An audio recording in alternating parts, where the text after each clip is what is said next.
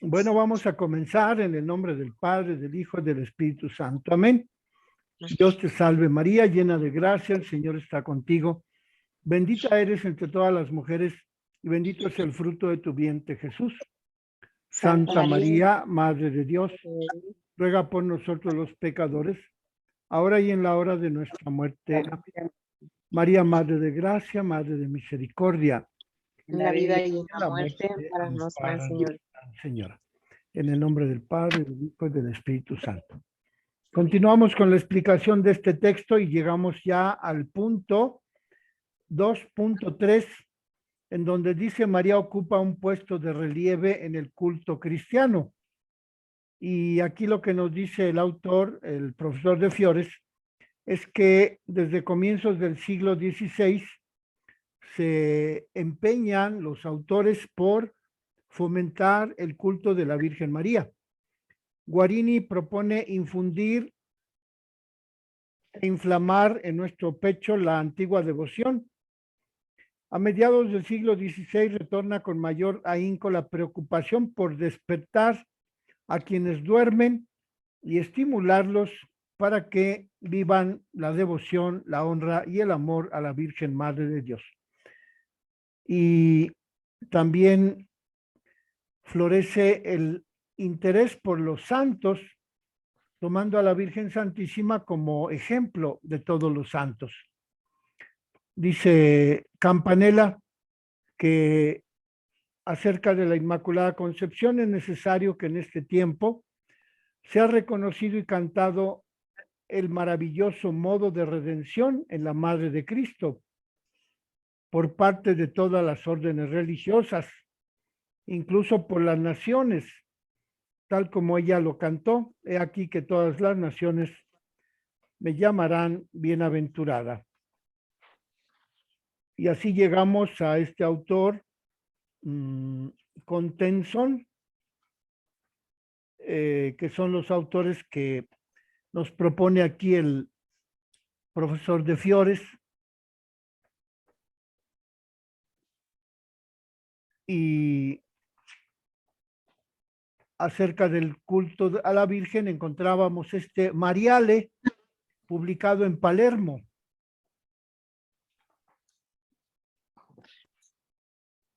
Que se publica este Mariale, es decir, una colección de cantos, de oraciones, de devociones a María Santísima, se publica en Palermo en 1623, del propio Plácido Nígido, que ya lo habíamos mencionado cuando en 1602 publica el libro que se llama Mariología. Y así pasamos al siguiente punto, 2.4. María llena con su presencia la espiritualidad cristiana. Entonces, pues, en este periodo de la devoción a la Virgen María, en el periodo de la cultura barroca, dice el profesor que hay un proceso de maximación, es decir, que se aumentan en gran medida las actividades espirituales, las oraciones, los poemas, las peregrinaciones, los santuarios, las imágenes, y se difunden durante el siglo XVII diferentes formas de espiritualidad. Entonces, pues vemos que también en el siglo barroco, en el siglo XVII, la espiritualidad mariana tiene varias fuentes, varios autores, varias orientaciones. La espiritualidad mariana consiste en que no es bastante darle a María un culto intenso, sino que hay que dedicarse a ella de una manera total, de una manera perenne y de una manera orgánica. Y así, en 1586, tenemos el primer ofrecimiento a María, y que fue publicado por Coster en un librito que se llama Libellus Sodalitatis. En esta oración, el ofrecimiento a María, se integra un rito de admisión a las congregaciones marianas, las primeras de las cuales fueron fundadas en el Colegio Romano en 1553.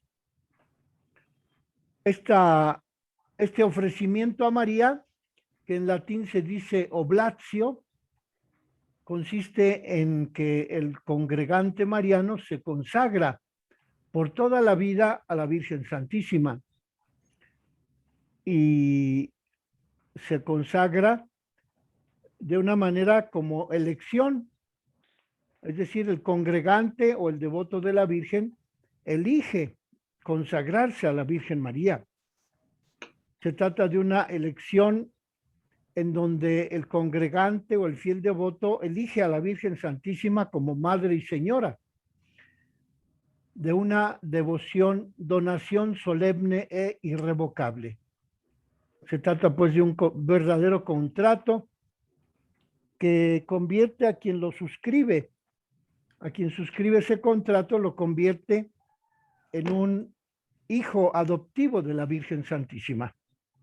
La congregación mariana dio eficaz testimonio de vida cristiana en el ámbito local, laical, es decir, para los laicos, no ya para los religiosos, no ya para los monjes, no ya para las religiosas, sino para los laicos.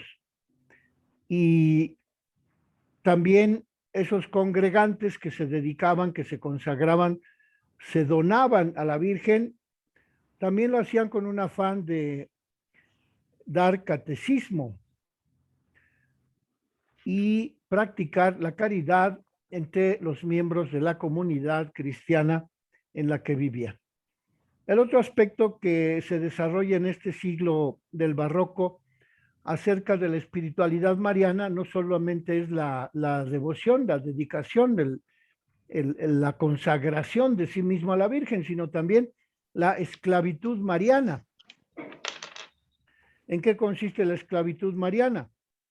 Pues dice el profesor de Fierres que es una forma típica de espiritualidad que surge en el siglo XVI en España y recorre toda Europa.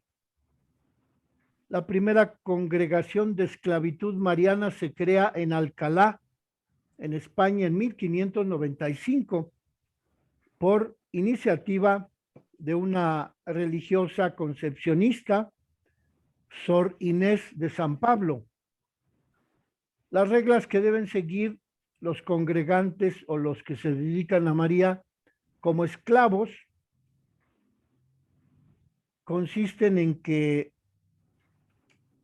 están dictadas por Juan de los Ángeles, un autor de 1608, y otro autor, Melchor de Cetina, escribe las reglas sobre el género de esclavitud mariana.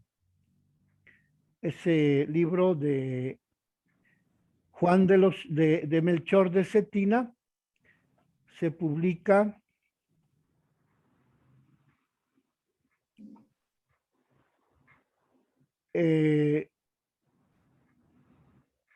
me parece que se publica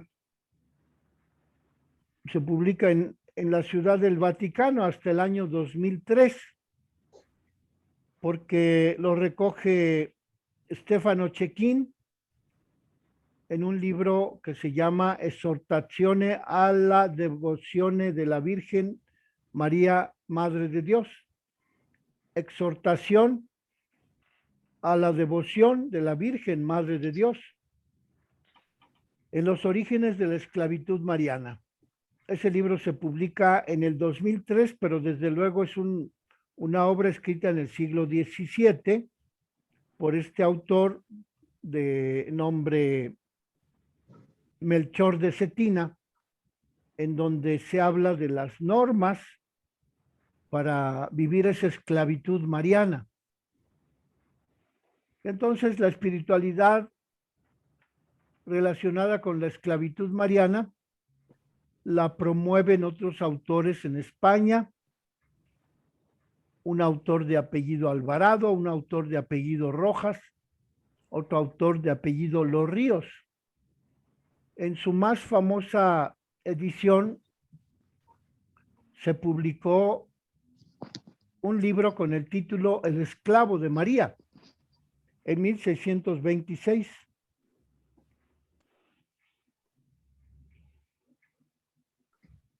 Quien lo publica es Bernardo de los Ríos, en 1626. Así, la esclavitud mariana se difunde y llega a Bélgica, a la corte de la reina Isabel, y los padres de San Camilo de Lelis, los teatinos, difunden en Italia esa devoción de la esclavitud mariana, y los jesuitas la difunden en Polonia. La esclavitud mariana echa raíces en el territorio de Austria y de Alemania. El teólogo por excelencia de la esclavitud mariana fue el cardenal de Berulle, que muere en 1629.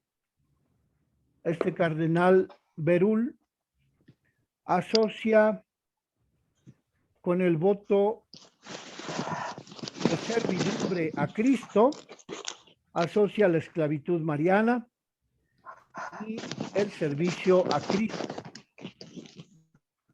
Y lo hace de manera que se renuevan las promesas del bautismo con este voto de esclavitud mariana y de servidumbre a Cristo.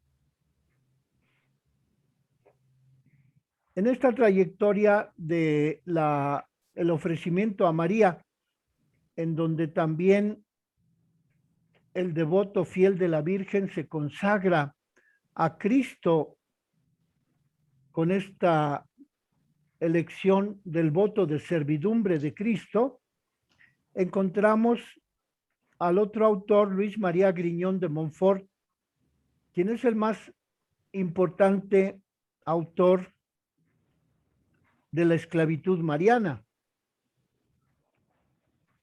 Pero también hay otro autor que representa la devoción mariana de la esclavitud, que publica en Francia el libro A Dios solo se le debe la esclavitud y a la Madre de Dios, que es un libro que se publica ya en 1702. Perdón, en 1667. Es un libro que está escrito con estilo popular y desde un punto de vista espiritual presenta la devoción a la Virgen como una transacción con la cual el fiel devoto de María se consagra a ella, le consagra la propia libertad, y este autor, en ese libro, A Dios solo se le debe la esclavitud y a la admirable Madre de Dios, también al momento en que se consagra el fiel devoto de María como esclavo de María, ese autor señala las ventajas, los deberes y las prácticas que debe realizar el esclavo de María, replicando, haciendo que no tengan mayor peso las objeciones que se le habían puesto a esta entrega total a la Virgen María como esclavitud mariana. Luego, en el siguiente tema, el profesor de Fiore nos habla de la vida marianiforme. Entonces ya van dos temas de la devoción mariana del siglo XVII, en donde se habla primero de la espiritualidad cristiana en forma de ofrecimiento a María, de la devoción mariana en forma de esclavitud mariana y de la devoción mariana como vida marianiforme, que son los tres primeros temas que explica el profesor de Fiores acerca de esta espiritualidad mariana del siglo XVII. La vida marianiforme consiste en que se desarrolla entre los carmelitas con la religiosa María Petit, que muere hacia 1667, y con Miguel de San Agustín, que muere en 1669. Esta vida marianiforme presenta la conveniencia, los fundamentos y el modo de vivir de la vida marianiforme, es decir, conforme al beneplácito de Santa María, Madre de Dios. En términos místicos, este autor, Miquel de San Agostino, eleva frases superlativas en la descripción de la vida mariana como un vivir en María, nuestra amabilísima Madre.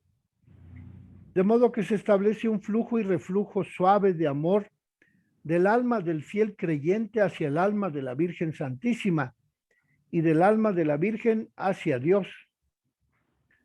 Esta cierta licuefacción del amor en María presupone una oferta de sí mismo en consagración a María, y también implica un dejarse conducir, dejarse formar, dejarse poseer por el mismo espíritu que animó a la Virgen María cuando dio su sí al ángel Gabriel en Nazaret.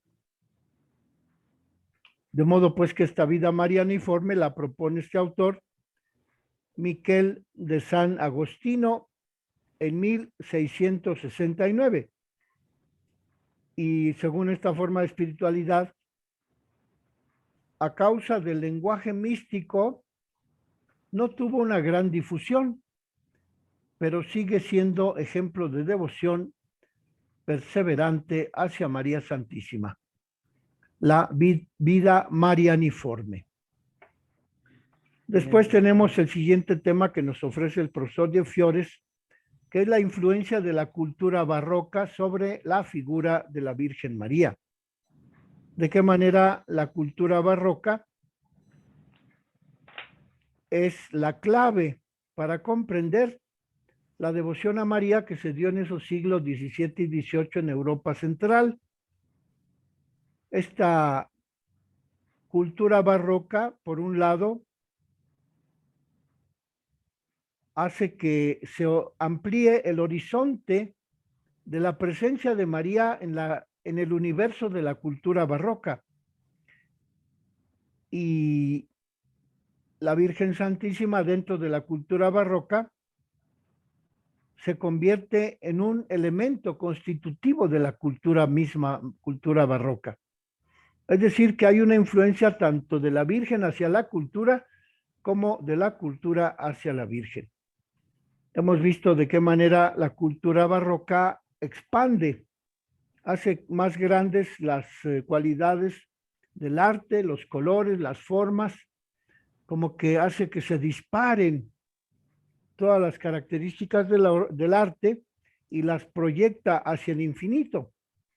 Pues también en este sentido, la devoción a la Virgen fue resultado de esa expansión de la época barroca en relación con las diferentes formas de la devoción que ya mencionábamos, que son la oblatio o ofrecimiento de sí mismo a la Virgen, la esclavitud mariana y la vida marianiforme, que en este siglo del barroco, en el siglo XVII y XVIII, proliferan hasta constituirse en una corriente cultural, religiosa, devocional hacia María Santísima. De modo pues que dice el profesor de Fiores que hay una influencia mutua de parte de la Virgen, de la imagen de la Virgen hacia la cultura barroca, como de parte de la cultura barroca hacia la imagen de la Virgen. Y así lo dice el profesor de Fiores, que María amplía el espacio de su presencia en el universo de la cultura barroca y lo hace de tal manera que su presencia de la Virgen se convierte en un elemento constitutivo de esa cultura barroca. Por otro lado, la cultura barroca se apropia de la imagen de la Virgen y expresa por conducto de esa imagen de la Virgen sus propios valores, sus propios ideales, sus propias necesidades. Como ven, hay una unión muy fuerte en este tiempo, en estos siglos XVII y XVIII, de cómo la devoción a María interviene para fomentar la cultura barroca y a la vez la cultura barroca fundamenta la proliferación de la devoción a María en sus diferentes formas que ya explicamos. Después el profesor de Fiores habla de la eminencia de la figura de María como uno de los elementos que florecen durante la cultura barroca. Dice el profesor de Fiores que el honor y la búsqueda de la nobleza por las que se caracteriza la cultura barroca hacen que se acentúe la excelencia de María Santísima como protagonista de la historia de la salvación. Los títulos de los libros que se publican en el siglo XVII acerca de María promueven esa perspectiva de la acentuación de la excelencia de la persona de María Santísima. Por ejemplo, esos títulos de los libros que se publican en ese siglo XVII y XVIII hablan de la grandeza de María, de su eminencia, de sus privilegios, de su excelencia, de su majestad, de sus prerrogativas, de sus triunfos.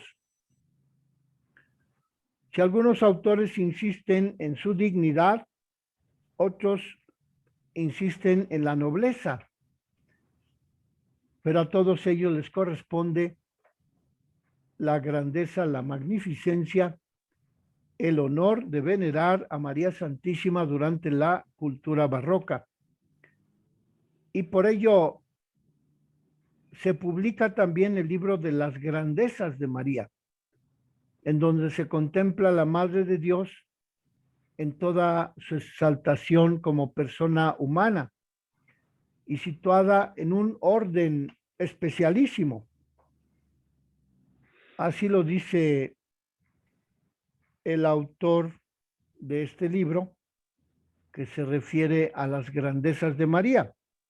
Lo pone en estos términos: contemplando esta obra, oh Santa Trinidad, y encontrando a la Virgen juntamente con vos, la contemplo y la venero como a la persona más elevada, más santa y más digna de la grandeza celestial y del amor divino que pueda existir jamás. Oh Virgen Santa, tú eres Madre de Dios y eres la única en este orden y calidad. De modo pues que se canta, se proclama, se hace un poema con la excelencia de la nobleza, de la grandeza de la Virgen Santísima, al proclamarla como obra de la Santísima Trinidad y como venerada, como más santa y más digna de la grandeza de la Santísima Trinidad y del amor que Dios puede tener por un ser humano. Virgen Santa, eres la Madre de Dios y eres la única en este orden y calidad. Vemos pues de qué manera el arte barroco, la cultura barroca exalta, se apropia de la Virgen Santísima y la promueve como un personaje en el que las cualidades cristianas, su cualidad de haber sido madre, de haber sido virgen, de haber estado, de haberse en ella ejercido el proceso de la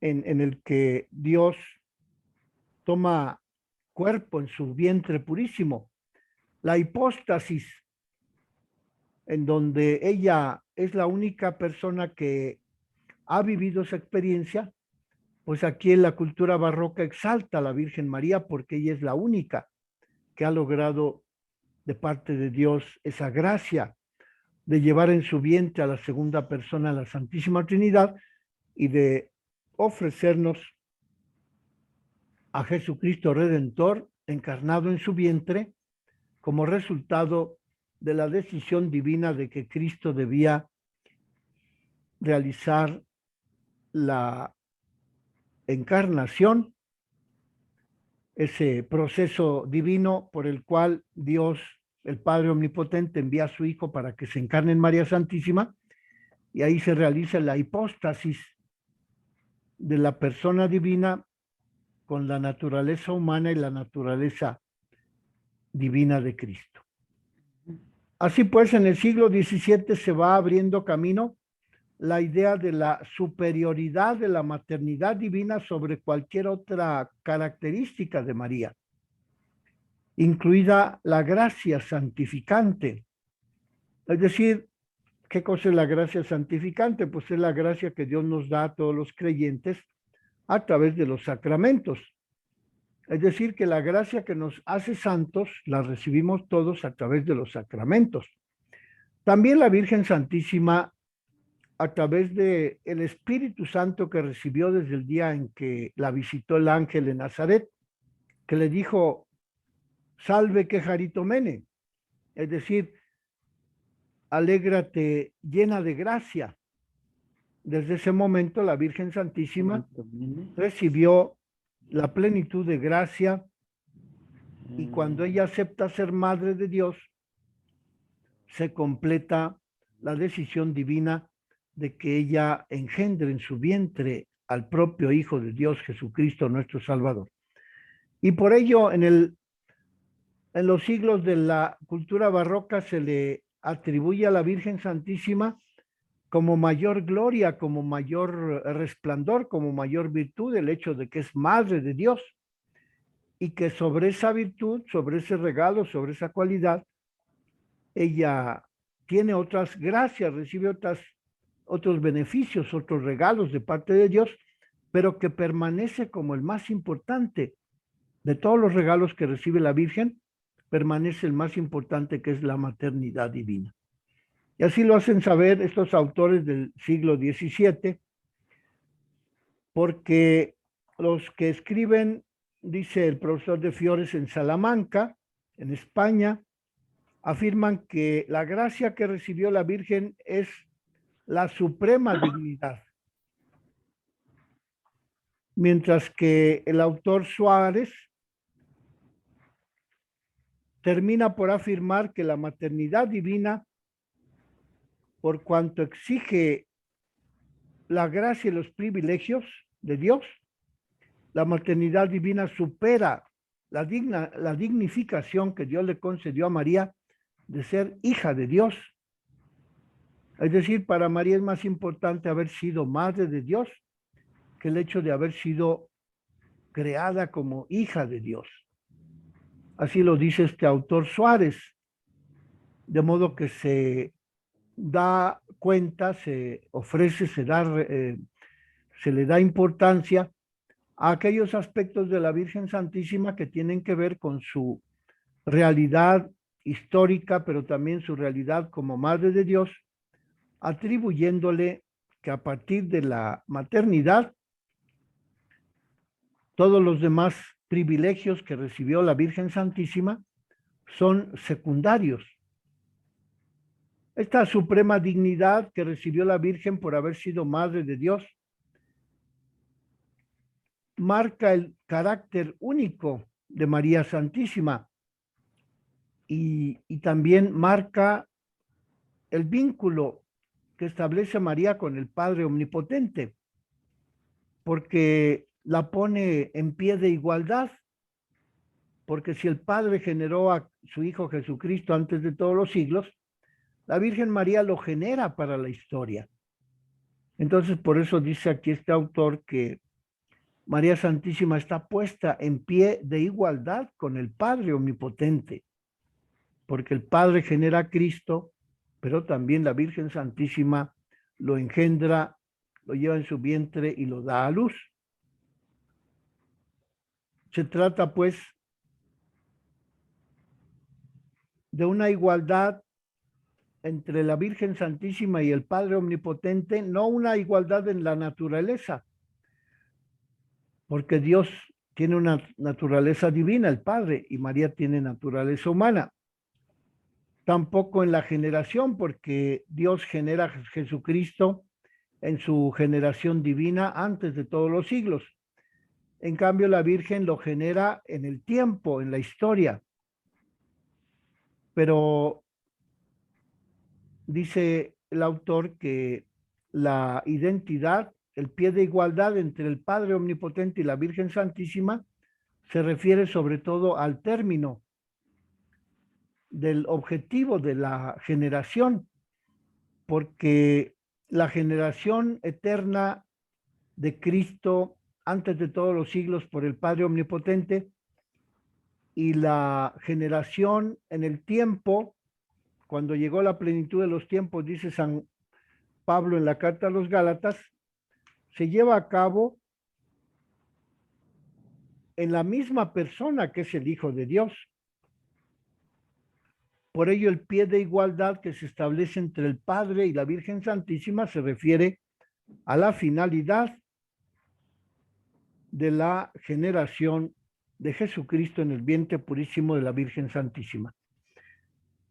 Y así encontramos pues que la maternidad divina de María pertenece a las tres realidades que no pueden ser mejoradas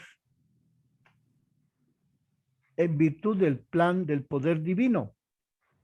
Las tres realidades son la unión hipostática, la bienaventuranza eterna y la maternidad de María Santísima en relación con su Hijo.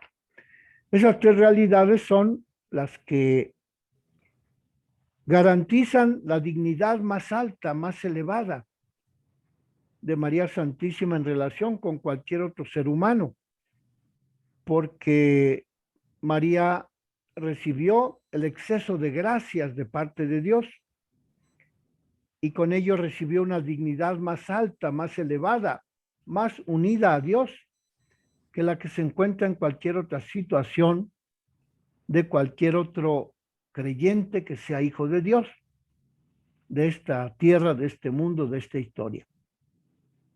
Por ello, pues, la maternidad divina pertenece a esas tres realidades que son la unión hipostática, la bienaventuranza eterna que Dios da a los que escoge y la bienaventurada Virgen en cuanto Madre de Dios. Son las tres realidades que hacen de la Virgen una persona del todo excepcional ante la elección que el Padre Todopoderoso realizó sobre ella. Ante esta elección del Padre, un autor exclama: oh altitud y elevación de la Madre, ¿podrías haber llegado más alto? No podrías, a no ser que convirtiéndote en Dios. Pero el autor de Convelt puntualiza en favor de la maternidad espiritual de María y dice así: sin embargo, la Virgen alcanzó mayor dignidad por ser madre espiritual que por ser madre carnal. Es decir, lo mismo que dice San Agustín de Hipona, que la Virgen tomó mayor dignidad de parte de Dios por haber concebido a su Hijo por medio de la palabra de Dios que por haberlo concebido materialmente, carnalmente en su vientre. Aquí lo mismo este autor proclama esa verdad trascendental porque la dignidad de la Madre de Dios se establece sobre todo en favor de su maternidad espiritual, que es la mayor dignidad que recibió María, aún por sobre la maternidad carnal de haber sido madre del cuerpecito de Jesucristo. Los autores de este siglo XVII están de acuerdo en mantener que la Madre de Dios supera en gracia a las demás criaturas.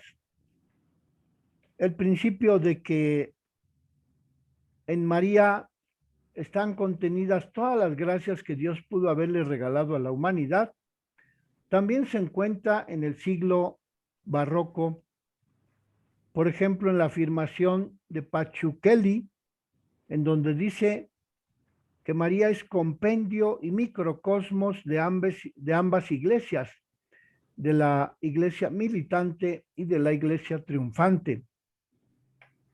A la pregunta de ¿quién es María? Otro autor responde, María es aquella que no solo encierra las perfecciones de todas las criaturas,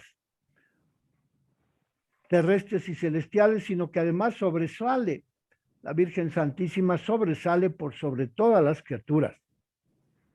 Y así este interés por destacar a la Virgen hace que se llegue a los excesos de hacerla salir de su condición de criatura y de disociarla de su naturaleza eclesial.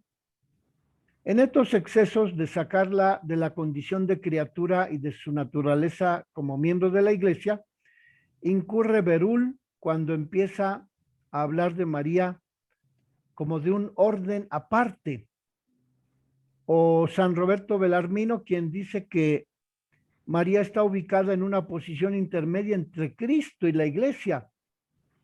María está situada en medio entre Cristo y la Iglesia.